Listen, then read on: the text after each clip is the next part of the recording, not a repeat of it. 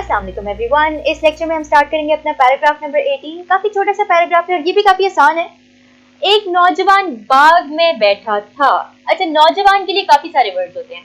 Young man का word आप इस्तेमाल कर सकते हैं, यंगस्टर का वर्ड इस्तेमाल कर सकते हैं, यूथ का वर्ड इस्तेमाल कर सकते हैं। स्टार्ट इसको ऐसे करेंगे, a young man was sitting in a park, full stop। फिर इसमें है वो कुछ फिक्रमंद था, he was a bit worried। a bit भी ठीक है लेकिन ज्यादा जो अच्छा लगेगा ना, he was a little worried, full stop। he was a little bit worried, he was a bit worried, he was a little worried, तीनों ठीक है। कुछ देर बाद एक बूढ़ा आदमी बाग में दाखिल हुआ। After some time,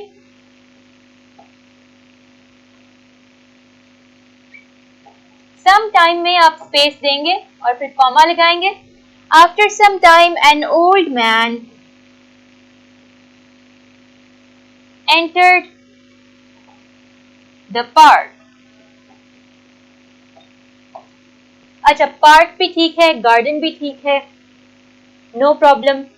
लॉन ना लिखेंगे क्योंकि लॉन जरा आपका ना प्राइवेट होता है, घर के साथ लगा होता है। पार्क या गार्डन दोनों ठीक है। अच्छा, अब वो दाखिल हो गया जी। अब वो क्या कह रहे हैं, उसने नौजवान को एक खत दिया।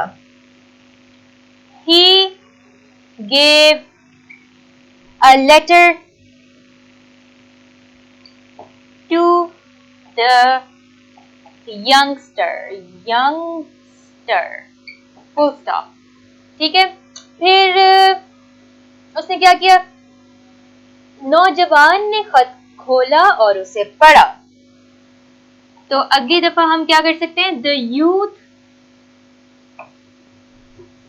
देखिए हमने क्या किया, पहली दफा में हमने यंग मैन इस्तेमाल कर लिया, अगली दफा हमने यंगस्टर इस्तेमाल कर लिया, उससे अगली दफा हमने रिपीट करने के बजाय द यूथ इस्तेमाल कर लिया।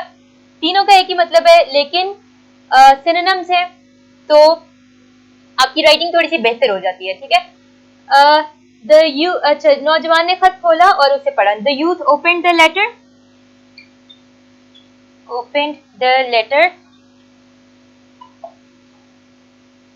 and read it।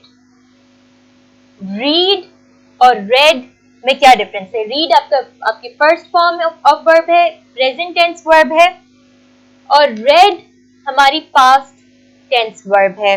और अच्छा, पास्ट पार्टिसिपल भी जो उसकी थर्ड फॉर्म है वो भी read ही हम लिखते हैं। ठीक है, लेकिन स्पेलिंग इनके सेम है, प्रोनाउंसिएशन डिफरेंट है। ठीक हो गया। And read it, full stop.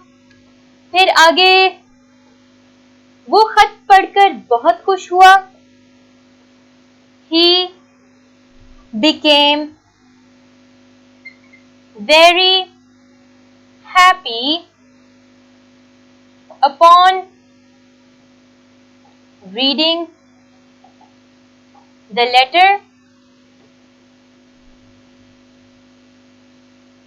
full stop। उसके फिक्रमंदी के आसार गायब हो गए। His signs of anxiety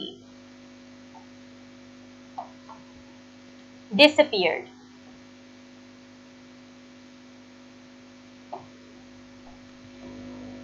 anxiety और फिक्रमंदी का एक ही मतलब है।